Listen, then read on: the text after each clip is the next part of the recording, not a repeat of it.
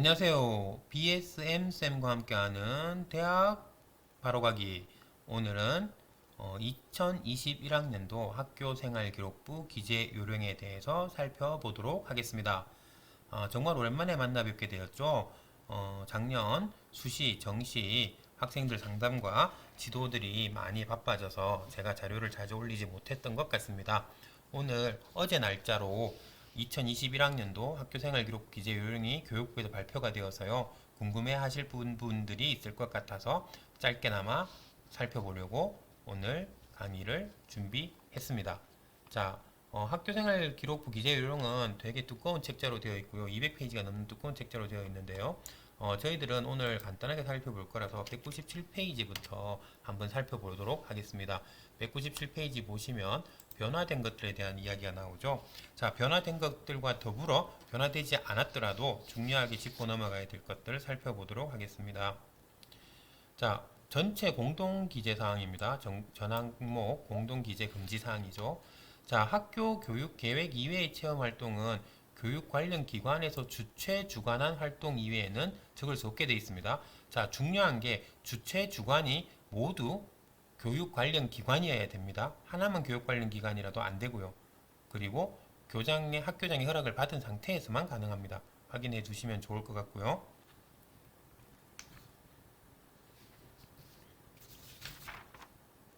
네, 그리고 두 번째 보시면 모의고사 관련 이야기가 또 있는데요. 원래 모의고사 전국연합평가에 관련된 건 적지 말도록 되어 있거든요. 그런데 구체적으로 성적 관련 내용 일체라는 단어를 다시 집어넣습니다. 어떤 이야기냐면요. 이제는 생활기록부에 모의고사나 전국연합평가 관련되어서는 얘가 전국연합평가에 정말 높은 성적을 얻고 있어요. 라는 것조차도 적지 말라는 거죠. 이제는 모의고사나 전국연합평가 관련 내용은 아무것도 적지 못하게 되어 있다. 라고 보시면 될 것 같고요. 당연히 논문 관련 안 되고요. 그리고 도서 출간도 안 되고요. 지식재산권도 안 되고요. 그리고 해외 활동 실적도 안 됩니다. 기억하시면 좋을 것 같고요. 자, 그리고요. 저희들 확인해 보던 것 중에서 부모, 작년부터 변경된 거죠. 부모나 친인척 포함입니다.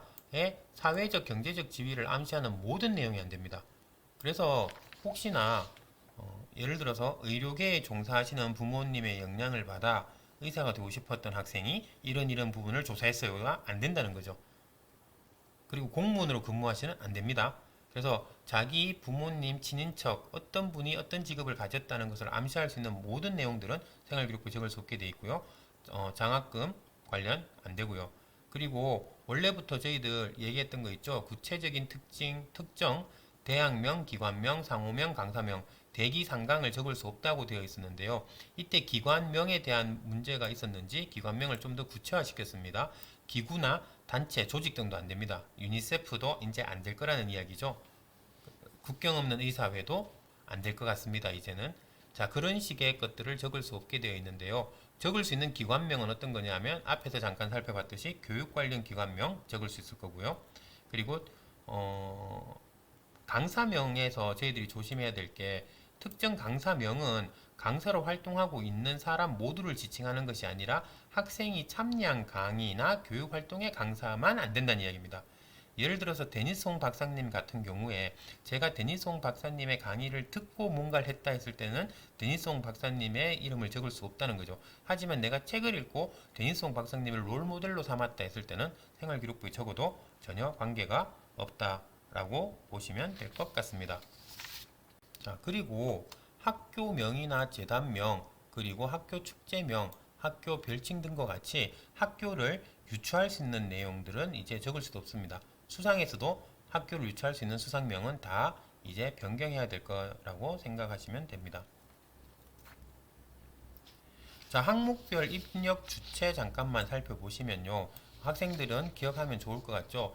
출결이나 진로 희망 사항이나 그리고 자율활동, 봉사활동, 진로활동, 그리고 개인별 세부 능력 및 특기 사항, 그리고 행동 특성 및 종합 의견 등은 모두 담임 교사가 적게 되어 있습니다. 담당 교사가 적는 것은 동아리 활동에 동아리 지도교사가 적게 되어 있었고요. 이게 지도교사라고 하니 또 말이 이제 혼동을 줬었는지 해당 동아리 담당 교사라고 정확하게 바뀌었습니다. 그리고 과목별 세부능력 특기사항은 교과 담당쌤이 적는 게 당연하겠죠. 자, 그런 식의, 그리고 독서 활동 살펴보실 때 교과 담당 교사와 학급 담임 교사가 같이 적을 수 있습니다. 근데 학급 담임 교사가 적으면 공동 독서로 되고요. 교과 담당 교사가 적으면 교과 독서가 되니까 그 부분 구분해서 하시면 좋을 것 같습니다. 자, 그리고 대필 학생부 금지에 대한 항목인데요. 학교생활기록부의 서술형 항목은 교사가 직접 관찰 평가한 내용을 근거로 적게 되어 있고요. 학교 교육 계획에 따라 실시한 교육 활동 중 교사는 다음과 같은 교사 지도하에 학생이 작성한 자료를 받을 수 있는 게 있습니다. 그게 바로 5가지가 있는데요. 그게 동료 평가서, 중요하죠 이거. 동료 평가서, 자기 평가서, 수업 산출물, 소감문, 독후감 이렇게 5가지를 받을 수 있게 되어 있습니다. 작년과 바뀐 것은 무엇이냐면요. 작년은 수행평가 결과물이라고만 되어 있었는데요. 이제 수행평가 결과물을 포함한 수업 산출물로 바뀌었다는 이야기는요. 수업 시간에 내가 만들었던 어떤 자료들은 다 선생님께 드릴 수 있다.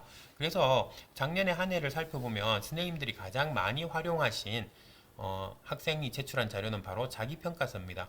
학생이 스스로 자기를 평가해서 수업에 관련돼서 자기를 평가해서 동아리 활동에 대해서 자기를 평가해서 내는 그 평가서를 참고하실 수 있다는 거죠.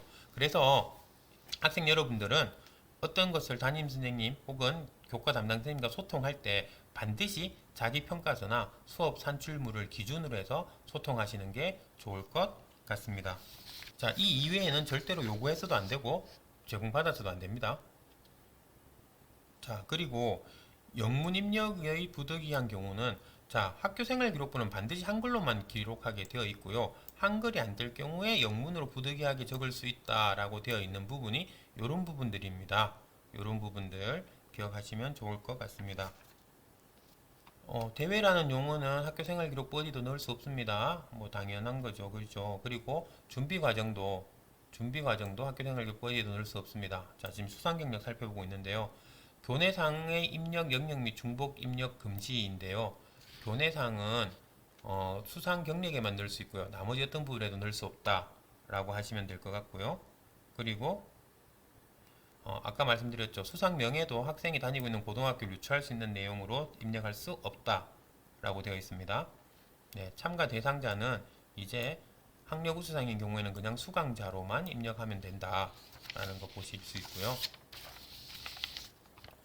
네. 그리고 원래 시상 계획이 어떻게 됐냐면요. 학년 초에 학교 교육 계획서에 의거해서 수상을 할 수 있게 되어 있는데요. 학교 교육 계획서에 원래는 시행월을 적게 되어 있었는데요. 월을 지키기가 힘드니까 이제 시행 학기로 바뀌었고요. 혹시나 2학기 수상 계획이 변경이 돼야 된다면 2학기 초에 개학하고 30일 이내에 학교장의 결재 후에 공고하면 변경할 수 있다라고 확인하시면 될 것 같습니다. 네, 수상의 유의사항 한번 살펴보면요. 학교생활기록부 작성 시 유의사항에서 금지하는 실적을 근거로 한 수상실적은 학교생활기록부에 기재할 수 없습니다. 그래서 공통금지사항을 가지고 상을 주면 안 된다는 이야기죠. 첫 번째가 야간 자율학습으로 상 줄 수가 없습니다. 기재할 수 없다는 거죠. 그리고 모의고사나 뭐 학력평가로 상 주면 안 되겠죠. 교내상으로. 그런 것들 다 기재할 수 없다는 거 확인하시면 될 것 같고요. 자, 그런데 중요한 건 올해 2학년, 3학년인 경우에는 학기별로 하나씩 대학에 제공하게 되고요. 올해 1학년 신입생 경우는 수상이 대학에 제공되지 않습니다. 수상 경력이 입력은 하는데 대학에 제공되지 않죠. 그래서 수상의 중요도가 예전에 비해서 낮아졌다라고 보실 수 있겠습니다. 자, 220페이지를 살펴보면요. 이제 자격증 및 인증 취득사항 유의사항인데요.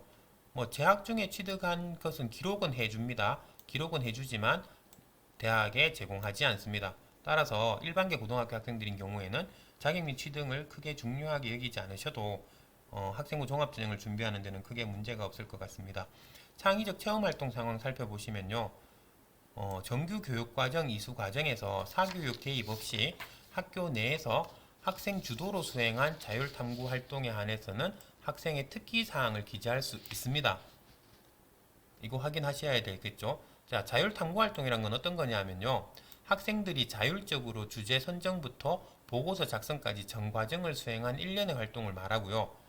그리고 이때 특기사항은요, 예를 들어놨죠. 자료 수집 능력 및 분석 능력이 탁월하고 주제 선정 시 진로와 사회 문제를 연결하는 노력을 보였다는 형태로만 학생의 특기사항을 적는 거지, 구체적으로 어떤 제목이나 이런 거 적기가 생각보다 곤란해졌다라고 볼 수 있겠습니다. 여기 보시면 되어 있죠. 창의적 체험 활동 상황에 자율 탐구 활동 학생 산출물, 실적은 기재할 수 없다는 거죠. 실적은 기재할 수 없다는 건 제목이나 이런 걸 적기가 곤란하다라고 보셔야 될 것 같습니다. 그리고 학교에서는 이 자율 탐구 활동을 증빙하기 위한 자료를 반드시 보관해야 된다는 거 기억해 두셔야 될 것 같습니다. 자, 그리고 2019학년도 1학년부터 자격증 인증 취득은 대입의 자료를 제공하지 않았다는 거 말씀드렸죠. 확인하시면 되고요. 자, 그리고 창의적 체험 활동 중에서 자기 학교에서 하지 않은 것 중에서 입력 가능한 창의적 체험 활동이 있거든요. 그걸 잠깐만 살펴보시면, 일단은 첫 번째 국내에서 한 체험 활동만 되고요. 국내에서 한 것 중에서 학교 교육계획에 의해서 학교가 주최 주관한 거 됩니다. 그리고 타 고등학교에서 주최 주관했는데 학교장 승인을 받은 거 적을 수 있고요. 그리고 교육기관에서 주최 주관했는데 학교장이 승인한 거 적을 수 있고요. 자, 여기서 조심하셔야 될 게 이겁니다. 여러 개의 기관에서 같이 주최 주관했는데 그 중에 하나라도 교육 관련 기관이나 고등학교 아니면 못 적습니다. 모든 복수기관들, 모든 기관들이, 관련된 모든 기관들이 고등학교나 교육 관련 기관이어야지만 적을 수 있다는 거죠. 하나라도 빠지면 못 적는다. 따라서 여러분들이 학교 밖에서 발생하는 어떤 체험 활동을 참가하실 때는 이 부분을 조금 주의 깊게 보고 참가하시는 게 좋으실 것 같습니다. 자, 동아리 활동 특기사항 입력할 수 있는 내용들인데요. 자, 정규 동아리는 청소년 단체까지 포함해서 다 적을 수 있습니다. 그런데 정규 교육과정 이외의 학교 스포츠 클럽은 클럽명과 이수시간만 적을 수 있게 되어 있고요. 그리고 자율 동아리도 간단하게 적을 수 있게 되어 있죠. 학교 교육계획에 의한 정규 교육과정 이외의 청소년 활동인 경우에는 어떻게 되죠? 2학년, 3학년인 경우에만 단체명을 적을 수 있게 되어 있고요. 1학년은 정규 교육과정 이외의 건 아예 적을 수 없게 됩니다. 따라서 정규 교육과정 이외의 청소년 단체 활동은 학생부에 못 적는다고 보시면 돼요. 1학년은. 2학년, 3학년은 이름만 적을 수 있게 되어 있고요. 자, 그거 확인하셔야 될 것 같습니다. 네. 동아리도 마찬가지로 타 고등학교에도 주최 주관했지만 학교장 승인을 받았으면 참석할 수 있습니다. 교육 관련 기관에서도 마찬가지고요. 결국 모든 외부 활동은 주최 주관이 교육 관련 기관이나 고등학교인 경우에는 적을 수 있다, 아니면 적을 수 없다 라고 기억하시면 편하실 것 같습니다. 자, 특기사항 적을 때 횟수와 시간 등을 정량적으로 입력할 수 있답니다. 입력해도 되고 안 해도 된다는 이야기죠. 그래서 이런 식으로 월 1회 또는 6회 또는 날짜 이렇게 적을 수 있다는 겁니다. 뭐 적어도 되고 안 적어도 되니까 요거는 글자 수나 중요도에 따라서 학교에서 결정을 하시면 될 것 같습니다. 네. 그리고 자율 동아리는요, 중요하게 바뀐 게 올해 2024학년도 그러니까 2024학년도 수능에 대학을 가는 올해 1학년들부터는 자율 동아리를 대입에 반영하지 않습니다. 대입에 반영하지 않는다는 말은요, 기재는 하는데 대학교에 자료를 보내지 않는다는 이야기입니다. 아까 말씀드렸죠. 올해 1학년들부터는 학교 교육계획에 의한 정규 교육과정 이외의 청소년 단체 활동은 기재도 하지 않고요. 그리고 대입에도 제공하지 않습니다. 뭐 기재하지 않으니까 여기서 제공하지 않는다는 건 졸업생 것들도 다 제공하지 않겠다는 이야기죠.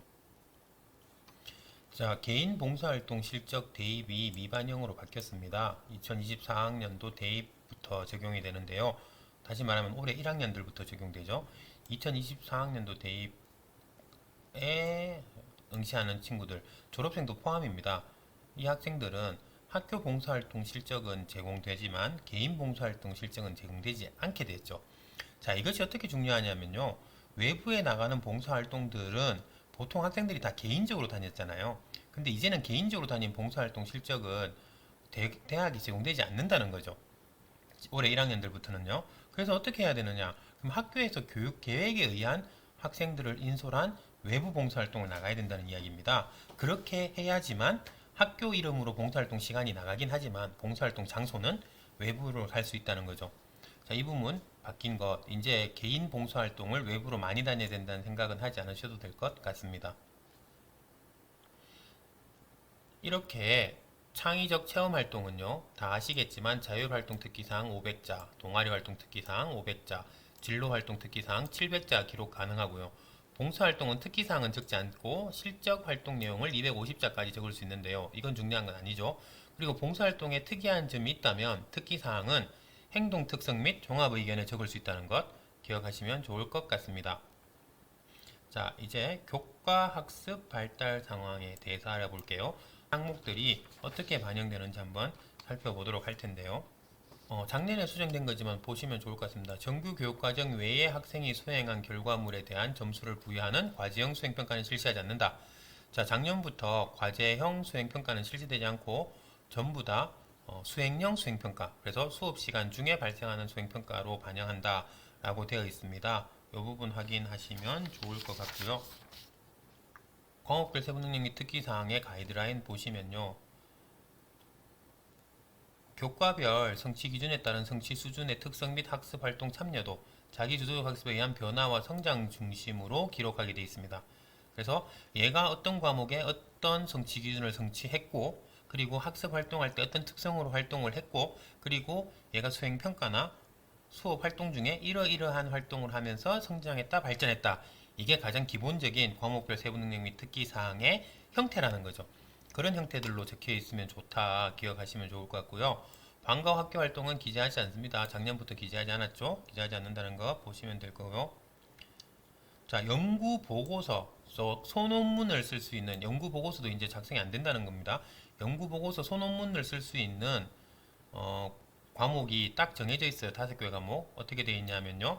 수학과제 탐구, 사회문제 탐구, 융합과학 탐구, 과학과제 연구, 사회과제 연구 이렇게 주어져 있습니다. 이것을 확인해 보시고요. 근데 이 과목에서조차도요. 어떻게 작성해야 되냐면요.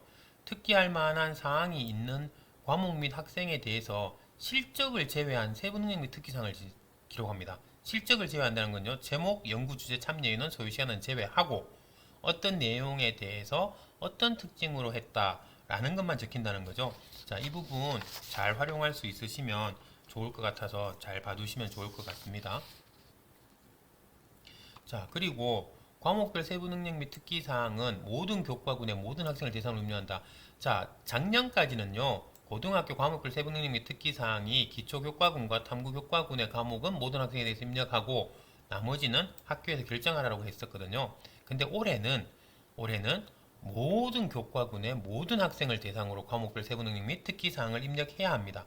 아, 선생님들 좀 힘드시긴 하겠지만 이제 그렇게 변경됐다는 거 확인하시면 좋을 것 같습니다. 자, 개인별 세부능력 및 특기사항 잘 모르시는 분들도 있긴 하던데요. 확인하시면요. 수업량 유연화에 따른 학교 자율적 교육 활동을 적을 수 있습니다. 특정 과목에 적기 힘든 거. 자, 요거를 활용하면요. 본인이 스스로 심화 활동한 것을 적을 수 있는 방안이 되니까요. 요거 잘 활용하시면 좋은 학생부 만들 수 있을 것 같습니다.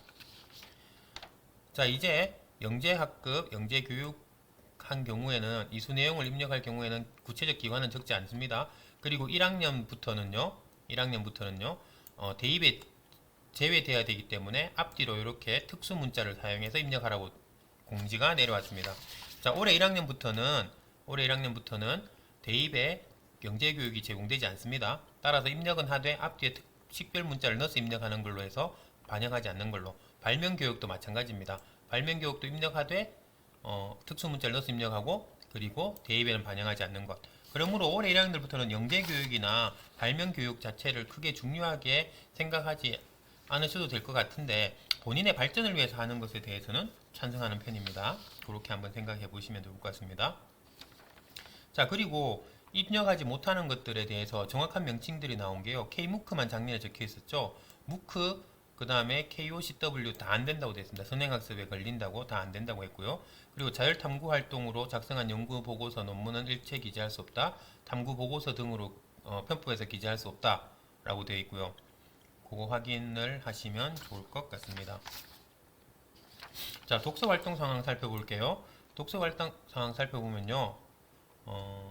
학기 단위로 입력합니다. 아시죠? 학기 단위로 입력하고요. 입력할 수 있는 책은요. ISBN에 등재된 도서만 입력 가능하죠.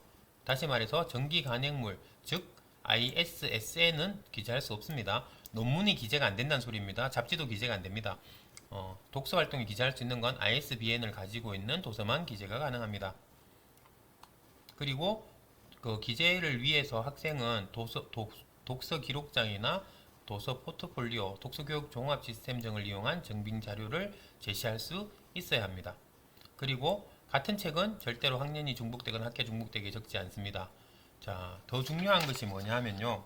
2024학년도, 즉 올해 1학년도부터는 독서 활동 상황 제공하지 않습니다. 그래서 올해 학생들은 그럼 책 안 읽어도 되네? 아니죠. 책을 읽은 것이 다른 영역에 포함되도록 만들어야 되는 게 더 중요하다고 보셔야 됩니다. 자, 그리고 원서와 한국어를 같이 읽었을 경우에는 중복해서 입력하지 않는다는 거 기억해 두시면 좋을 것 같습니다.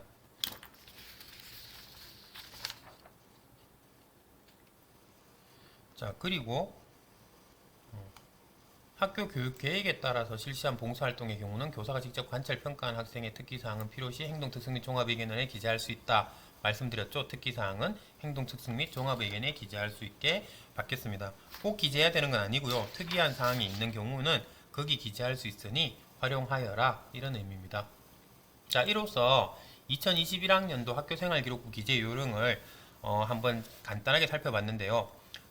이 기재 요령에 대해서 기본적인 생각과 이런 걸 가지고 계시는 상태에서 접근하시는 게 분명히 도움이 될 것입니다. 한번 천천히 살펴보시고 중요한 부분은 메모하시는 게 좋을 것 같아요. 자, 긴 시간 들어주셔서 감사하고요. 오늘도 여러분들이 잘 준비해서 자신이 원하는 진로로 원하는 대학에 잘 합격하기를 기원합니다. 자, 그러면 다음에 다시 더 좋은 자료로 여러분들 찾아뵙도록 하겠습니다. 이상 BSM쌤과 함께하는 대학 입시를 이 시간 마치도록 하겠습니다. 그러면 모두 다음에 뵙겠습니다.